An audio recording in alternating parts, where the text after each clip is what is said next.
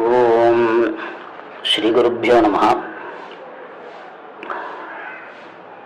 ஸ்ரீமத் வால்மீகி ராமாயணம் அப்படின்னு சொல்லக்கூடிய இந்த பரம பவித்திரமான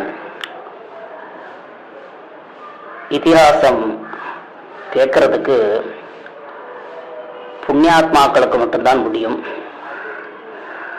அப்படின்ட்டு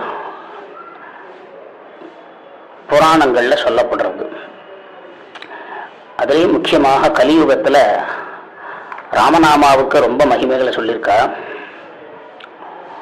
ராமநாமத்தை எவ்வளவுக்கு எவ்வளவு உச்சாரம் வாயில சொல்லிட்டு இருக்கோமோ அவ்வளவுக்கு அவ்வளவு கலியுகத்தினுடைய தோஷங்கள் நம்மளை பாதிக்காது அப்படின்ட்டு ரிஷிகள்லாம் சொல்லியிருக்கா.